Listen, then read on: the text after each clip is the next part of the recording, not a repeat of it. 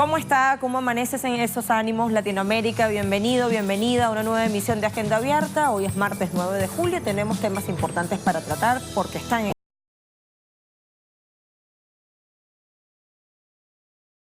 tanto oposición como gobierno. Intermediación del gobierno del Reino de Noruega. El presidente de la República, Nicolás Maduro, informaba ayer desde el Palacio de Miraflores que esa agenda compartida entre las partes tiene exactamente 6 puntos para la reafirmación de la paz y convivencia democrática y que todos esos toques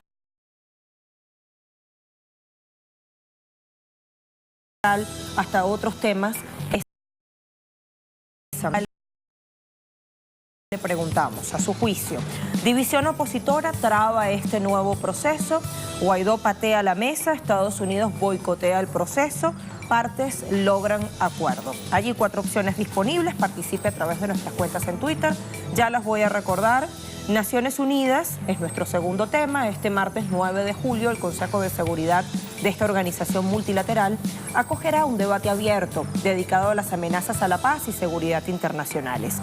Bueno, le preguntamos, ¿cuál es la mayor amenaza a la paz mundial en este momento? También 4 opciones disponibles para que participe. Intervenciones de Estados Unidos, batalla geopolítica con intereses tan pero tan contrarios, terrorismo y delincuencia organizada. Ahora sí, nuestras cuentas en Twitter para que pueda entrar, clicar, seleccionar una opción, @TelesurTV, @TelesurAgenda_A y estamos retuiteando desde la mía, @LuciaTelesur. Participe, hay otros temas para tratar. Acompáñenos, comenzamos con detalles. Este lunes inició en Barbados una nueva ronda de diálogos entre el gobierno y la oposición de Venezuela, auspiciada por las autoridades del Reino de Noruega. Este encuentro representa el paso más reciente en este proceso de diálogo, que permanecía detenido desde 2018, luego de que la oposición venezolana decidiera no suscribir el acuerdo de paz y convivencia establecido en febrero de ese año. En este sentido, el presidente Nicolás Maduro espera que esta nueva cita logre sentar las bases de una mesa permanente de diálogo que permita dirimir los asuntos sociales y políticos del país. Debe saber Venezuela, no se dejen engañar por corrientes falsas de opinión. Hay muchas cosas que hay que informar de esa mesa, esperemos que se informe oficialmente, pero yo puedo adelantar, hay 6 puntos de trabajo. Y en esos 6 puntos está la visión de todo el país, las necesidades y los temas de necesidad nacional. Todos, económicos, sociales, culturales, políticos, de todo tipo. Y yo dije la otra vez, y lo he demostrado varias veces, creo en el diálogo. Y en el diálogo todas las partes tienen que sentarse y estar dispuestos a ceder posiciones. En total, han sido más de 600 llamados al diálogo por la paz y la estabilidad efectuados por la administración de Nicolás Maduro. Hoy en Agenda Abierta analizaremos el avance de este proceso de diálogo y sus repercusiones para la nación suramericana.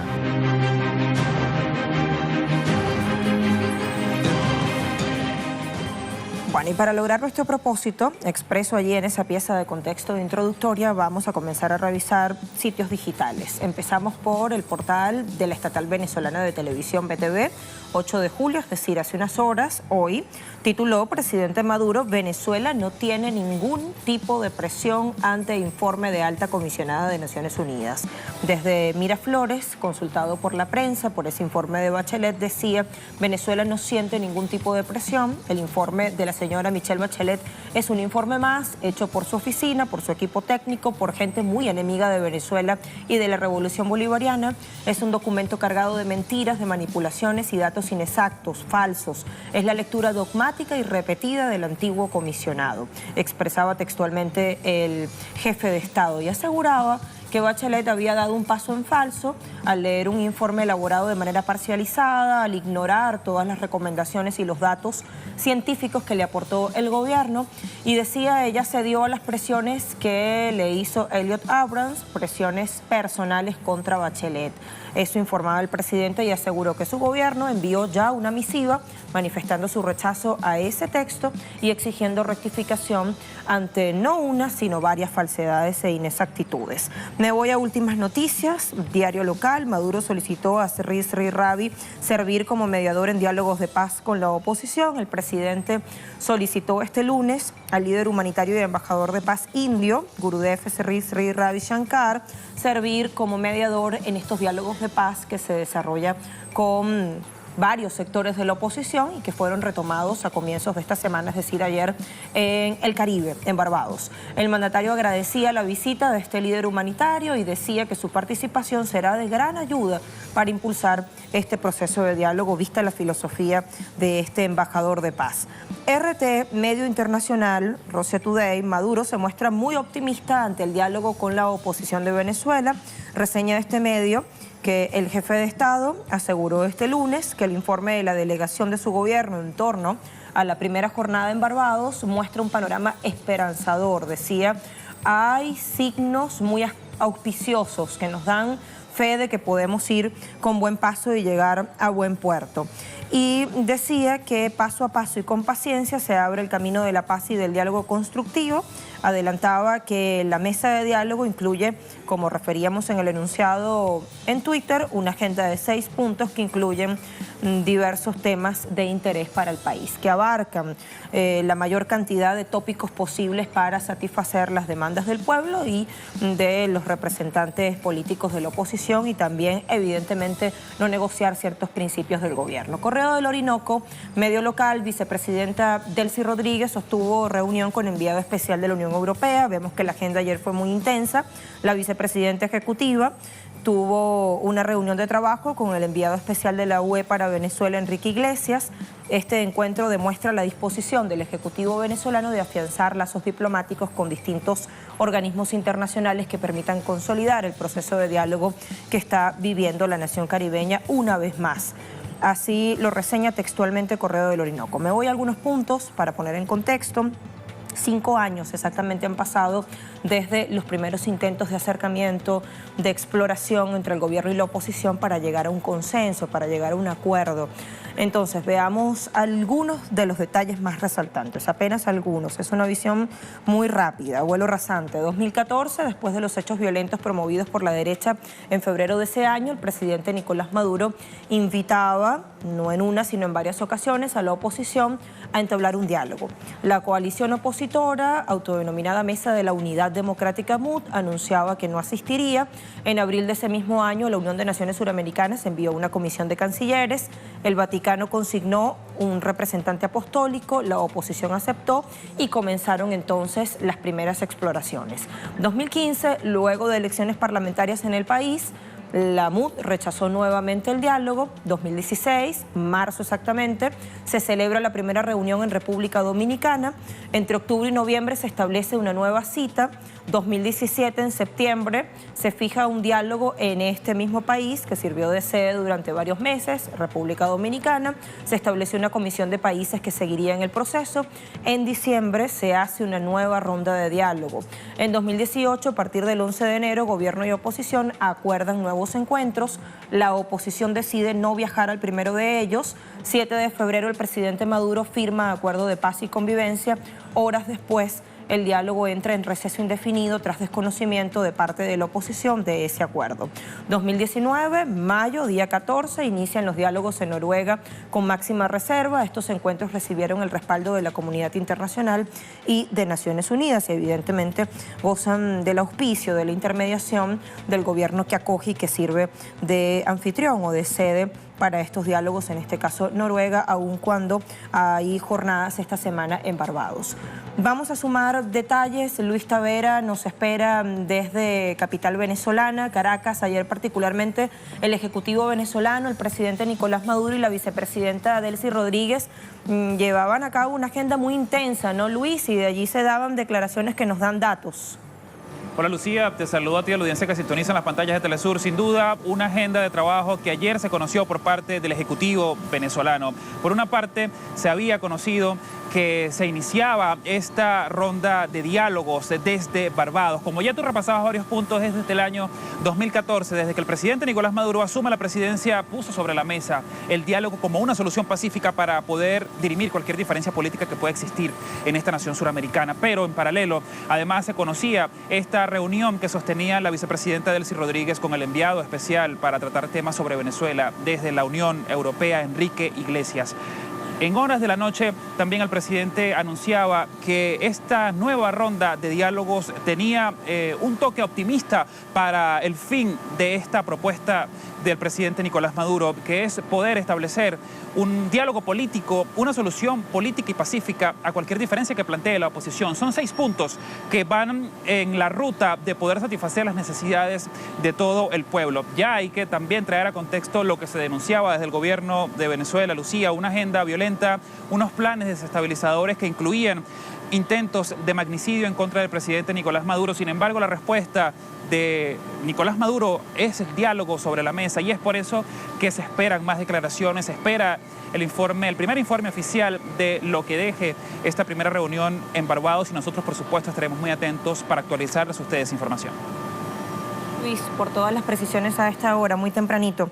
Allí veíamos a nuestro corresponsal. Bueno, vayamos a lo que corresponde, analizar. Sumamos a María Alejandra Díaz, abogada constitucionalista venezolana, parlamentaria de la Asamblea Nacional Constituyente de Venezuela. María Alejandra, qué gusto tenerte nuevamente en la agenda. Buen día. Gracias. Bueno, primero le pregunto si hay condiciones para que este nuevo proceso de acercamiento, de exploración entre las partes llegue a buen término, ¿no? Que nos debe hacer pensar que las cosas no acabarán como acabaron en República Dominicana. Bueno, cuando tú vas a un tipo de negociación en medio de un conflicto, además muy marcado, que tiene cualquier país, debes ir con la fe absoluta de que va a resultar.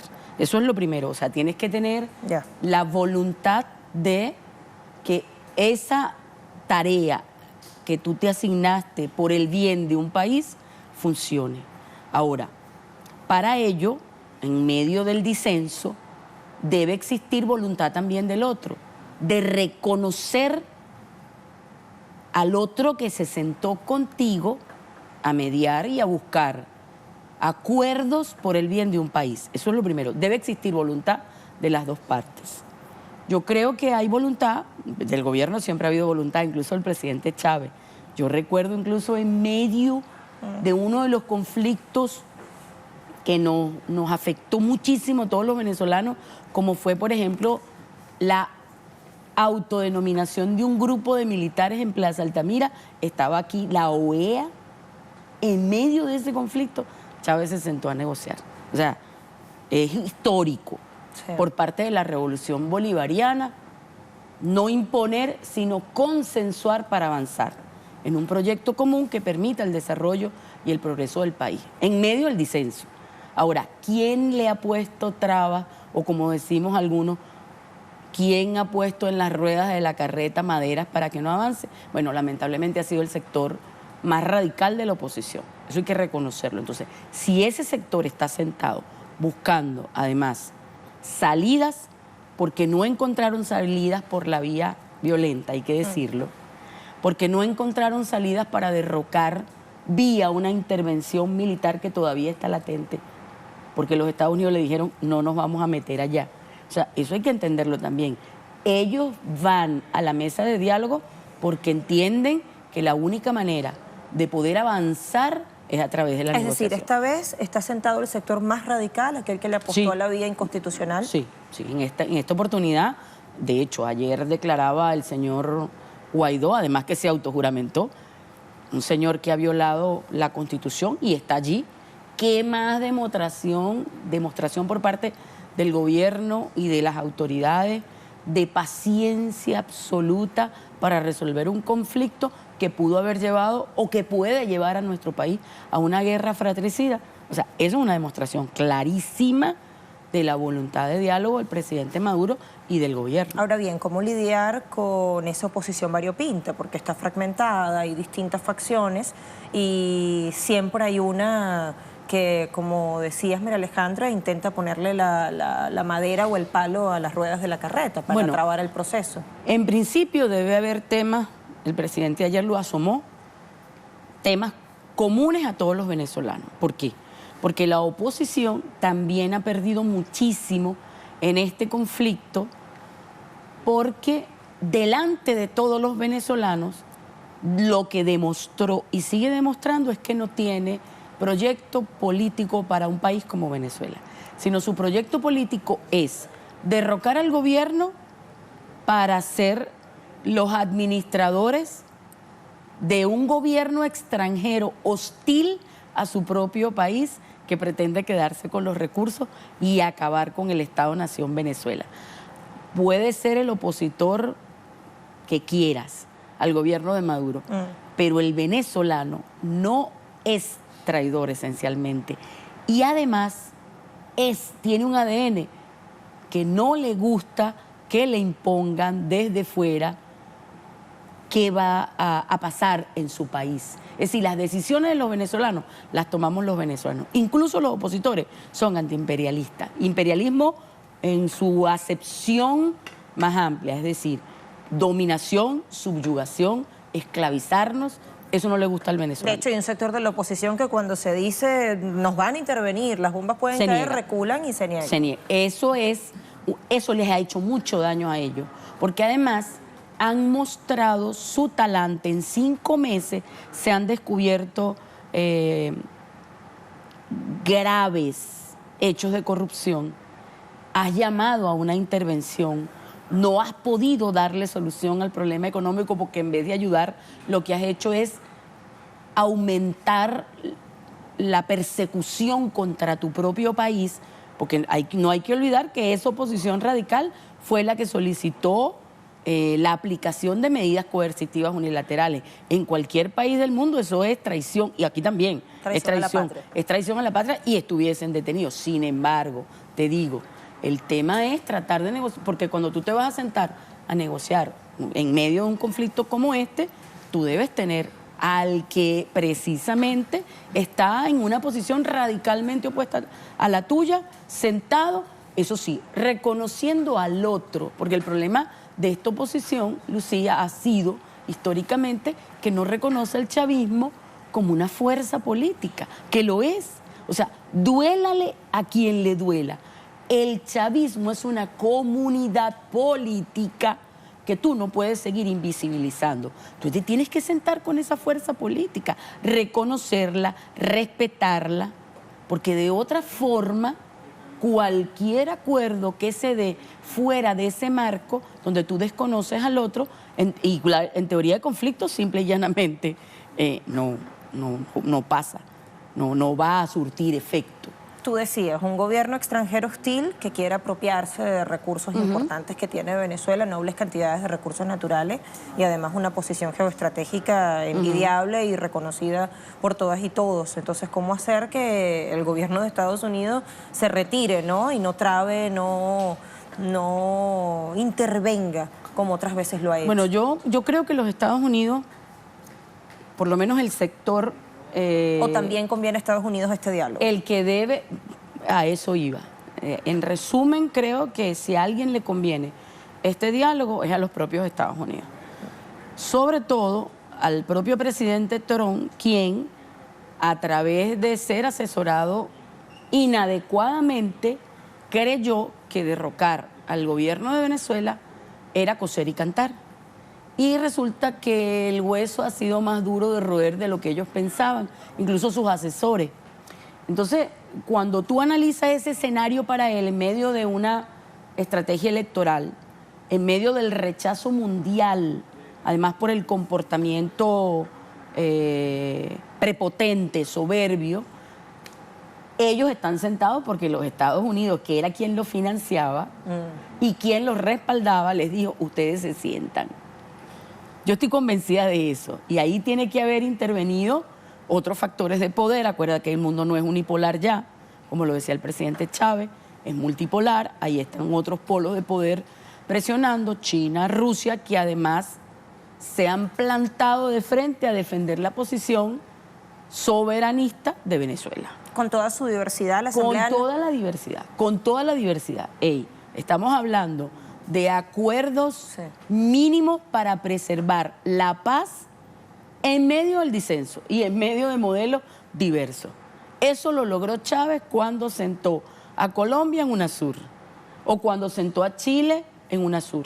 Venezuela tiene experiencia en Venezuela tiene experiencia en eso y tiene un maestro que fue Chávez y ahora el presidente Maduro, además que estuvo 20 años al lado de Chávez. ¿Qué postura tiene la Asamblea Nacional Constituyente? No, nosotros apoyamos el diálogo. De hecho, Unánimemente. la Asamblea Nacional Constituyente nace en el marco de los hechos violentos, ¿recuerdas? A punto de una guerra civil y sirvió como válvula jurídica, política para apaciguar esa posibilidad de una guerra civil que hubiese sido la excusa perfecta para una intervención internacional porque el Estado no garantiza los derechos fundamentales de la población, que fue la excusa que utilizaron con Gaddafi a través de mercenarios. O sea, ellos han mostrado muchas de las estrategias que intentan para apaciguar, para pacificar desde la ONU, desde las ONG, a países, lo que se llama la intervención por vía moral o por vía de las multilaterales, que es el poder suave, desde los centros de poder, desde el imperialismo o la visión imperialista del poder. O sea, eso ya tenemos nosotros experiencia sobre eso. A tu juicio, María Alejandra, ¿qué marca ese informe que termina publicando la alta comisionada para los derechos humanos de Naciones Unidas? Bueno, yo tengo que decirlo además, como nosotros tenemos mucho tiempo trabajando en el tema de derechos humanos, a mí no me extraña esa posición. No solo creo que es un traspiés de Bachelet, en mi opinión muy personal, no comprometo a la Comisión de Derechos Humanos con esto ni a la Asamblea Nacional Constituyente, creo que es un informe canalla. Y canalla porque es capaz incluso de atacar a la mujer venezolana, estigmatizándola, y aquí me pongo en el lugar de todas las mujeres venezolanas. Por eso lo denuncio, y aprovecho el espacio, porque en ese informe que ella avaló, ella no es boba, yo no voy a firmar algo que no he leído, porque tiene que ser muy boba entonces la alta comisionada para eso, yo no lo creo. No creo que hay nada inocente, además. Pero decir que las venezolanas, que las mujeres venezolanas, hacemos 10 horas de cola y si no hacemos cola entonces nos prostituimos. Sí. Eso es terrible, es el desprecio absoluto. Y ella fue defensora en ONU de la ideología de género y sobre todo de las mujeres. O sea, es una cosa infame, es un informe canalla, porque no solamente es sesgado, sino que además prepara o puede preparar el terreno para justificar una intervención. Eso fue lo que hicieron con Libia. ¿Qué hizo la alta comisionada en su momento? Inaudita parte, la propia Corte tomó el informe como excusa y le abrieron una investigación a Gaddafi, le pusieron alerta roja por Interpol. A través de la Corte Penal Internacional, inaudita parte. Es decir, no hubo falta de denuncia, sino que eso sirvió de prueba. Nosotros tenemos ahí un antecedente. Eso es muy peligroso. No hay que desestimar. No, evidentemente que no hay que desestimarlo. No hay que desestimarlo porque ya hay un precedente, que es lo peligroso. Es decir, nosotros tenemos que estar muy atentos. Por eso es tan grave lo que ella acaba de hacer. Es un informe canalla. Porque una actitud, fíjate, Lucía, nosotros no vamos a negar que hay individualidades personalísimas que pueden haber cometido excesos en cuanto a, por ejemplo, temas de tortura o temas de trato cruel. Pero son individualidades. Si el Estado no hubiese actuado o no actuara, yo te digo que el Estado es responsable. Pero si el Estado actúa, castiga para evitar la repetición de esos hechos, tú no puedes juzgar que entonces el gobierno es un gobierno fallido o un gobierno canalla que permite y que tiene como política sistemática ese comportamiento. Y ella lo dice en ese informe. Entonces, es una irresponsabilidad. Por eso, insisto, es un informe canalla. Y en medio de ese marco, de ese informe canalla, hay que sentarse con el otro, reconocerlo y en medio de ese disenso llegar a acuerdos mínimos en beneficio de un país. Eso sí, sin claudicar en los principios. Ahí sí nosotros somos inclaudicables en los principios. ¿Qué significa eso? Que ellos no pueden venir a derogar la Constitución, ni pueden venir a desconocer la votación de millones de venezolanos que votaron por Nicolás Maduro, o que votaron por la Asamblea Nacional Constituyente, o que votaron por un gobernador. ¿Me explico? Sí. Ahora, María Alejandra, la Unión Europea mandó un enviado especial a Caracas, estuvo reunido ayer con la vicepresidenta ejecutiva Delcy Rodríguez. Se recibe a la delegación venezolana en el Consejo de Derechos Humanos de Naciones Unidas, en Ginebra, Suiza.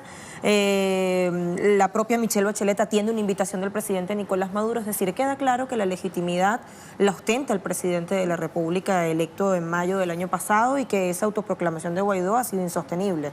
¿Es así? Claro. Fíjate, lo que pasa es que hablando de legitimidad, la única, digamos, legitimidad que él pretendió mostrarle al mundo era basada sobre una interpretación fraudulenta de la Constitución. Y eso se dio en el marco de la imposición de los Estados Unidos de Norteamérica. Guaidó hace lo que hace porque tenía el apoyo de los cañones de los Estados Unidos de Norteamérica. O sea, tengamos eso claro, porque no había ninguna otra legitimidad. Es una estrategia de los Estados Unidos para conformar gobiernos sombras, como ya lo habían hecho en Libia y en otros países, y partiendo de esa pseudo juridicidad o de esa pseudo legitimidad que ellos quisieron imponerle al mundo, 40 y tantos países se le sumaron. Dentro de, tú entiendes entonces que es el imperialismo y sus satélites.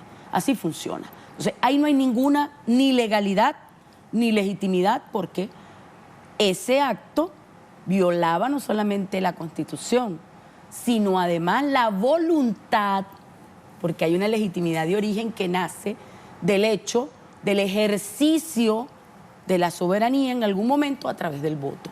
Aunque en nuestra Constitución la visión de la soberanía es que es indelegable. Entonces, por supuesto que no tiene ninguna legitimidad y ahora queda demostrado que solamente a través de los hechos ellos se hicieron de bienes que son de la República y los están administrando como si fuese su hacienda particular. Y en ese eso sentido, sí es grave. La estrategia de Estados Unidos ha ido virando, ¿no? Claro, ha ido girando. Claro, por eso te digo, entonces, en el tema de la legitimidad no hay ninguna, la están imponiendo de hecho. ¿Qué significa esto? Acabando con el sistema de derecho internacional o con el derecho internacional, impones lo que se conoce por algunos autores como el estado de excepción permanente. Es decir, la suspensión del derecho internacional, incluso el que ellos diseñaron para mantenernos colonizados o para mantenernos tutelados, para imponer el caos. Eso es un poco la tarea de este señor Guaidó a nivel nacional, que no le funcionó, que se fue desinflando y que hoy simple y llanamente no le toca otra que sentarse a dialogar. Ahora, hay, como te digo, principios fundamentales que deben estarse manejando en ese diálogo. Es decir, tú tienes que levantar la persecución contra el país, porque tú lo solicitaste. Lo solicitó Julio Borges, lo solicitó esa Asamblea Nacional, firmaste acuerdos, firmaste cartas donde le bloqueabas el acceso a cuentas de la República y además te quedaste con esos fondos. Usurparon junta directiva de Citgo. En algún momento acaban de quedarse con una empresa en Colombia, Monómeros. O sea, ¿de qué estamos hablando? Es un acto de piratería. En medio de todo eso, tú te tienes que sentar con ese señor que hizo todo eso a llegar a acuerdos por el beneficio del país. Porque aquí el problema no es que tú estás afectando a un gobierno, a 50, 100 personas que son miembros de un gobierno. Comprometes la vida de la mayoría. Claro. Es más, esas medidas coercitivas son delitos de lesa humanidad. Eso no lo digo yo, eso lo dice la Corte Penal Internacional en el caso de Irán. En el caso de Irán, el año pasado. Ahora, todos estos señores son cómplices de esa violación masiva de derechos humanos. O sea, eso hay que tenerlo presente también cuando estemos sentados negociando. ¿Y ¿no? todo eso porque Venezuela está en el centro de la disputa geopolítica mundial? Siempre. Ya para finalizar. Sí, Venezuela es el centro de la disputa geopolítica mundial. No se decide hoy el mundo multipolar sin Venezuela. O sea, Venezuela es la pieza fundamental, no solamente porque tiene todos los recursos que se necesitan para ese sistema capitalista, sino que además su posición geopolítica y geoestratégica es determinante. Preguntábamos en nuestra audiencia qué ocurrirá a propósito de que este lunes en Barbados oposición han retomado el diálogo que inició el 14 de mayo con intermediación de Noruega, según se refleja en reciente comunicado del Ejecutivo, tuiteado por el jefe de la delegación venezolana, por el gobierno, Jorge Rodríguez Gómez, y preguntábamos eso, ¿qué ocurrirá? Bueno, 10% cree que la división opositora traba el proceso, 10% cree que Guaidó patea la mesa, la gran mayoría está escéptica y se decanta por Estados Unidos termina boicoteando el proceso, 62% vota por esa y 18% cree que las partes puedan llegar a un acuerdo, puedan lograr consensos. Así está la votación, María Alejandra. Termina el tiempo de la entrevista, interesante, sí. Muchísimas gracias por haber estado con nosotros y compartir este tiempo.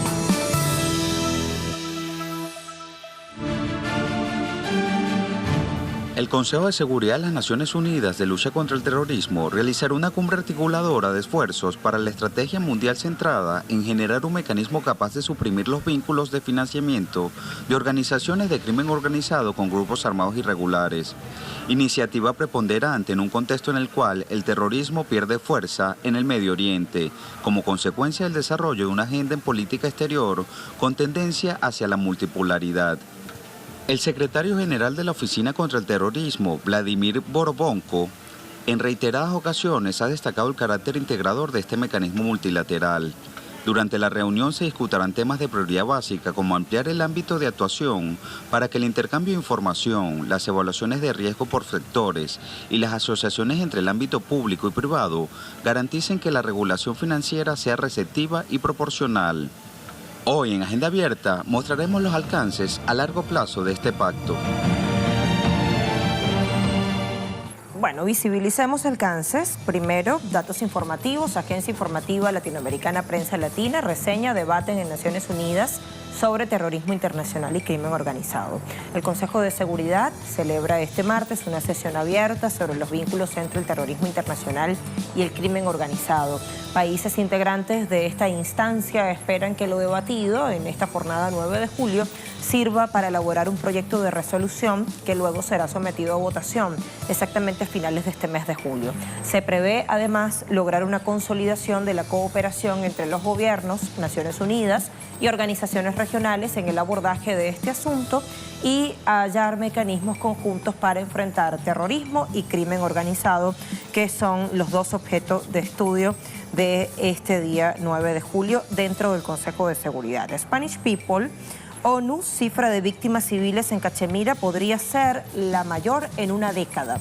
El número de víctimas civiles reportadas en los 12 meses, entre mayo de 2018 y abril 2019, en Cachemira, administrada por India, y Cachemira, administrada por Pakistán, podría ser el más alto en más de una década. Llega a 160 muertos, según informe emitido hoy por la propia Organización de Naciones Unidas. También se solicita a los 47 Estados miembros del Consejo de Derechos Humanos de ONU considerar el posible establecimiento de una comisión que pueda desarrollar una investigación exhaustiva, amplia, detenida, independiente e internacional sobre las acusaciones de violaciones a derechos humanos en esta región disputada y, como vemos, dividida en términos administrativos y de soberanía. Me voy a La Vanguardia. La ministra de Justicia de España, Dolores Delgado, en ONU: justicia, paz y participación ciudadana son pilares que dan robustez al Estado de Derecho.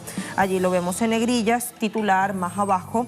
La titular de Justicia participó en el seminario sobre fortalecimiento del Estado de Derecho y de derechos humanos para lograr una sociedad pacífica, justa e inclusiva, que se celebra en Naciones Unidas en el contexto de la Agenda 2030 para el Desarrollo Sostenible.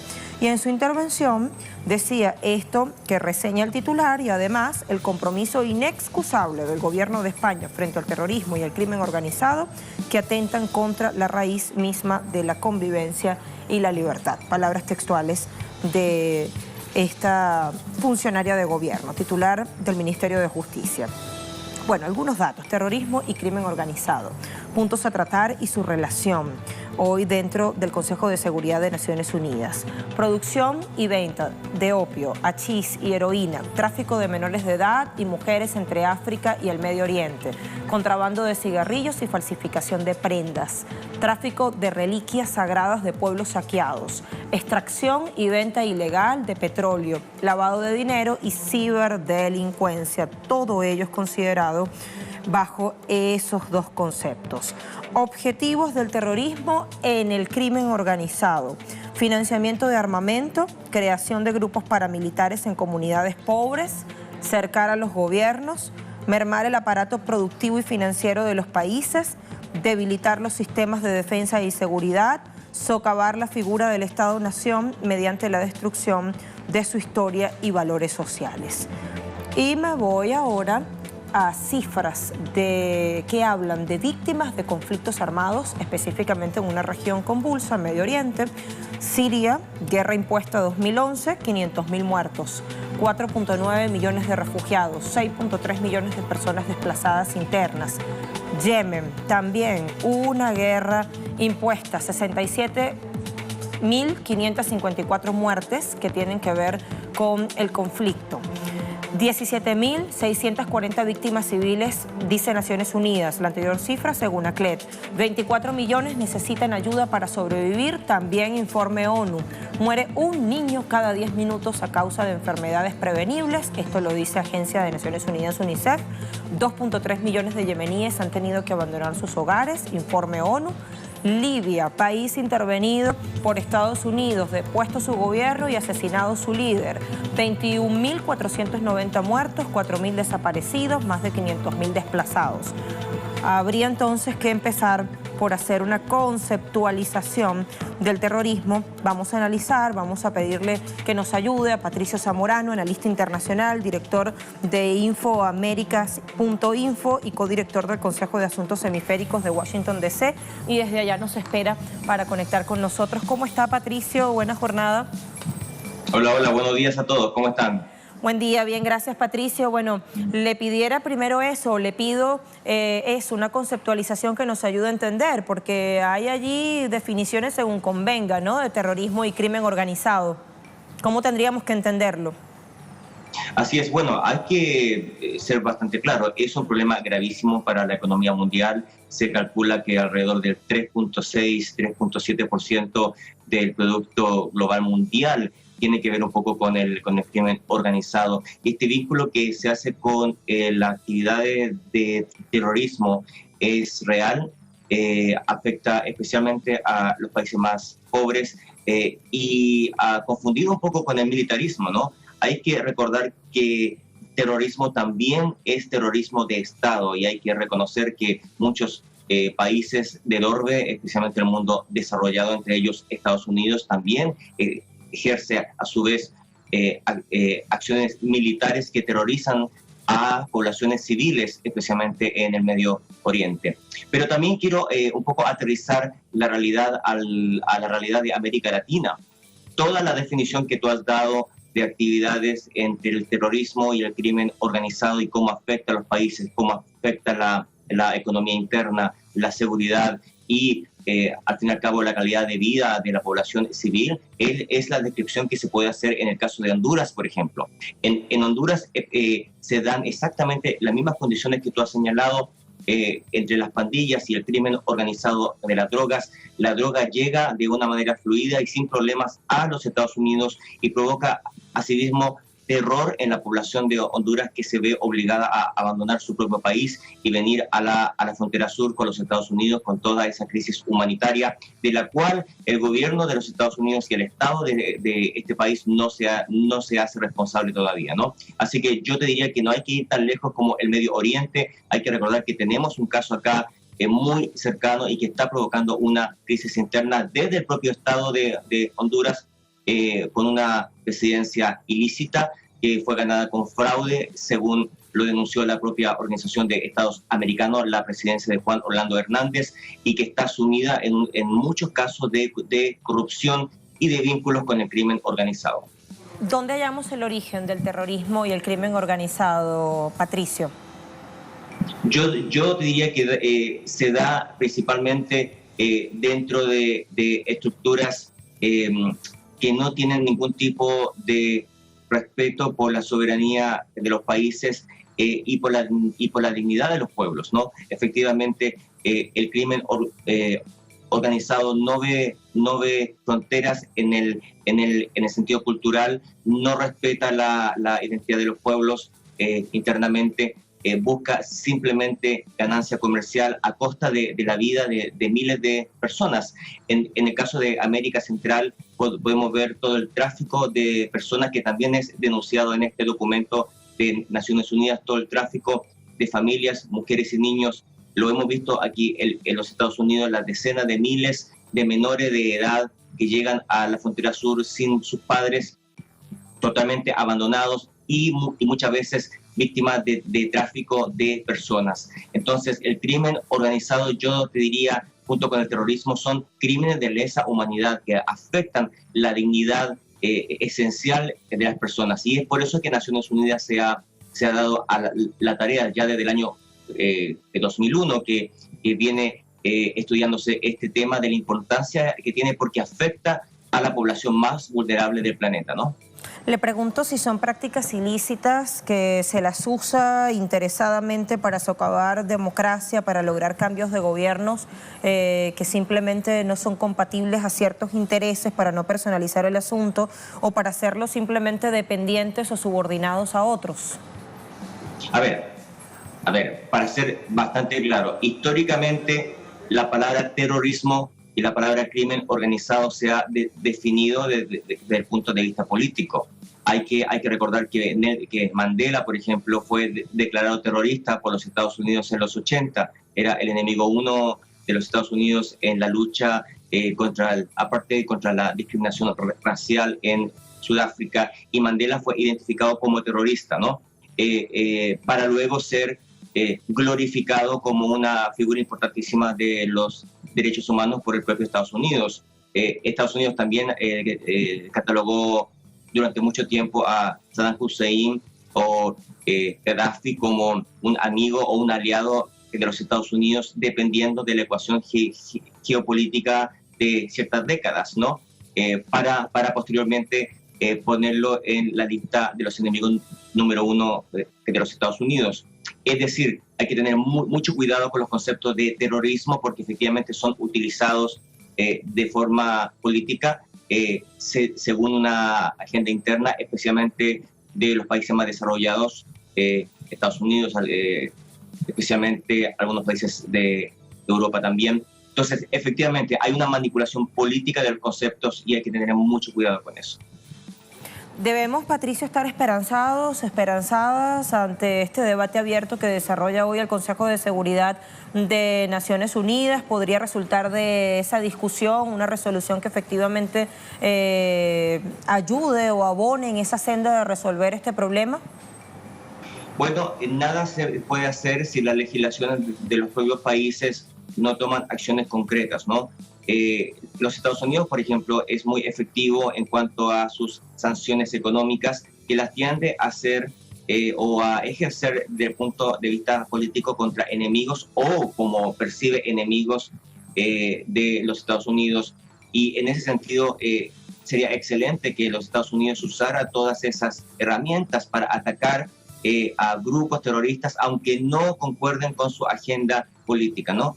Y ese es un tema importante porque Naciones Unidas puede ejercer muchas comisiones, puede emanar muchos documentos, pero es importantísimo que los países, especialmente los países con más recursos, implementen políticas concretas y que sirvan al bien común, al bien planetario común. Y ese es el tema que es, yo diría, el reto más importante, cómo ejercer políticas contra el terrorismo, políticas contra el crimen organizado, no importa en qué país se estén ejerciendo, no importa si son aliados o no aliados de los países poderosos, la idea es que ayuden a la humanidad completa, ¿no? Gracias por este tiempo que una vez más concede a Telesur. Hasta una próxima. Saludos a todos. Igualmente.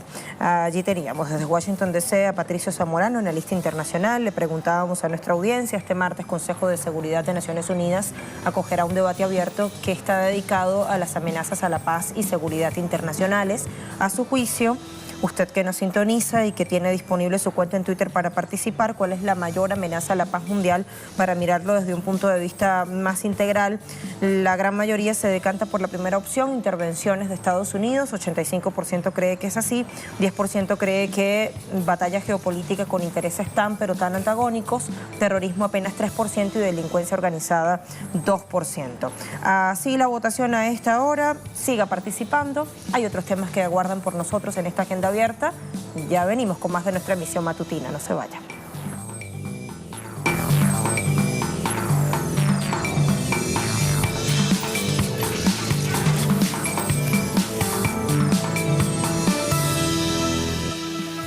Otros temas para abordar en nuestra agenda abierta. El primero tiene que ver con Colombia. Se espera que el diputado Jesús Santrich comparezca ante la Corte Suprema de Justicia para dar continuidad a su proceso jurídico. El líder del partido FARC está desaparecido hace 10 días y sobre este tema nos amplía Tatiana Portela desde Bogotá. Tatiana, ¿cómo está? Buen día. Un saludo muy especial para usted y para todos nuestros televidentes. El día de hoy se espera que el congresista Jesús Santrich llegue hasta la Corte Suprema de Justicia en esta investigación que adelanta esta alta corte por supuestos delitos de narcotráfico. Señalar que esa es una audiencia de indagatoria a la que cita esta Corte Suprema de Justicia. Pero a eso hay que mencionar que desde el pasado 31 de junio se desconoce el paradero del congresista Jesús Santrich luego de que se encontrara en una TCR, en un lugar de normalización y de reincorporación en donde asisten o donde están estos excombatientes de la extinta guerrilla de las FARC.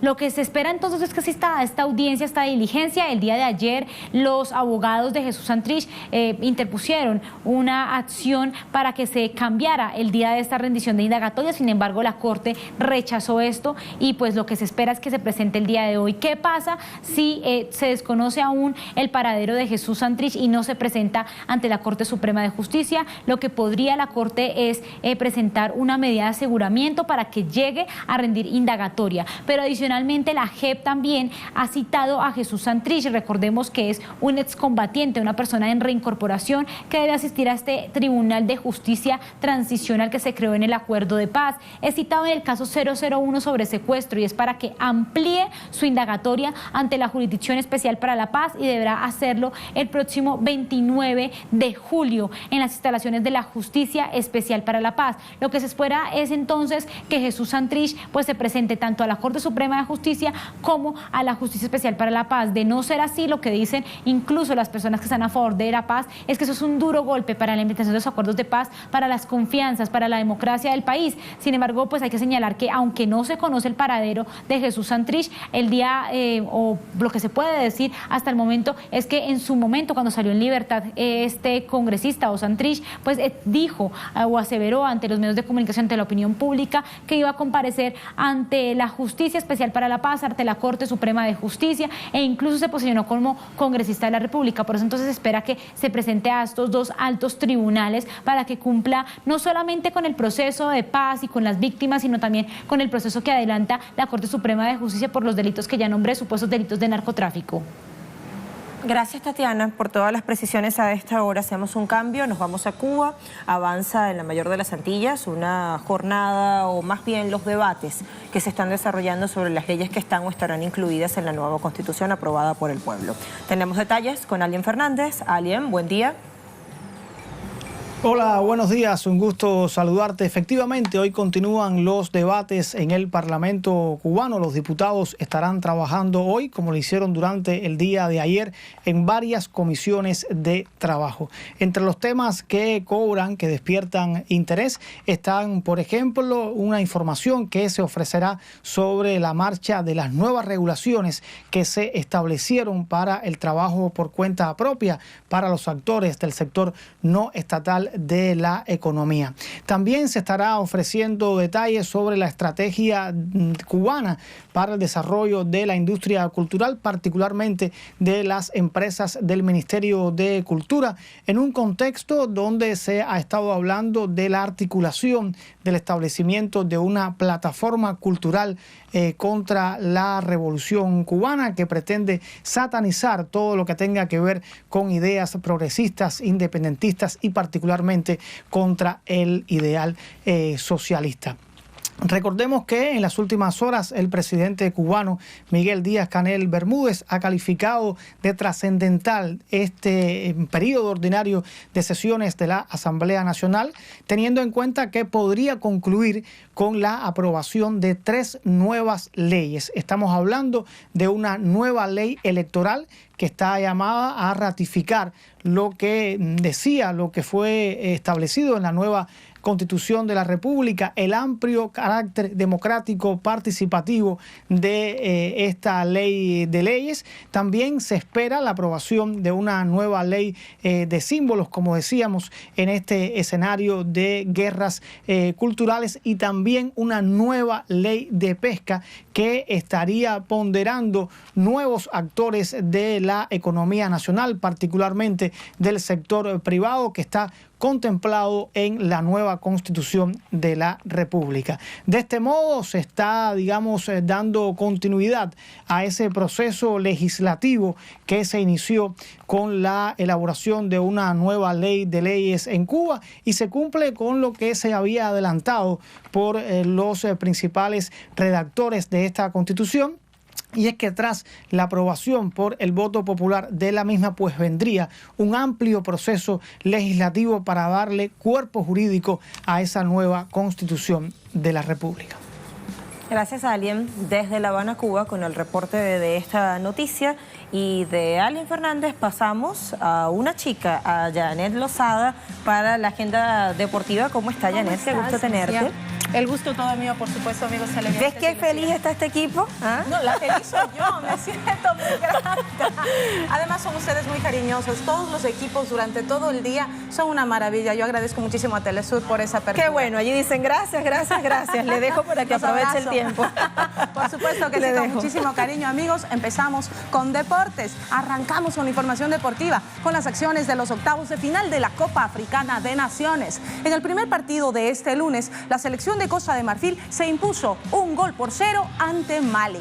El New Suez Stadium recibió a ambas selecciones para decidir el penúltimo clasificado a los cuartos de final del certamen, el cual fueron los Leones, quienes contaron con un gol de Wilfred Zaha en el minuto 76 para darle la clasificación a Costa de Marfil. Ahora los marfileños se medirán en la siguiente llave a Argelia el próximo 11 de julio en este mismo recinto, donde accedieron a los cuartos de final. Seguimos en la Copa Africana. La selección de Túnez clasificó a los cuartos de final al pasar por encima de Ghana en la tanda de penales. La escuadra tunecina abrió el marcador al 73 por medio de Yacine Kenesi, quien recibió el balón dentro del área y envió un remate que golpeó el madero y se coló en las redes de la valla defendida por Richard Ofori. Cuando expiraba el encuentro, un autogol, que triste, de Rami Bedoui empató las acciones para el cuadro ghanes y el partido se fue a la larga. El empate persistió en la prórroga y todo sería definido desde la pena máxima, en la que los tunecinos vencieron 5-4, acertando todos sus disparos, mientras que Caleb Cuban erró por los ghaneses. Nos vamos con un dato estadístico del balompié femenino. La FIFA estima que 13 millones, escuchen bien, 13 millones de mujeres juegan fútbol organizado. Las cifras corresponden a una encuesta en la que han participado 198 de las 211 federaciones miembros de la FIFA, que dio a conocer la cifra exacta de 13.36 millones de niñas y mujeres que juegan al fútbol de manera organizada.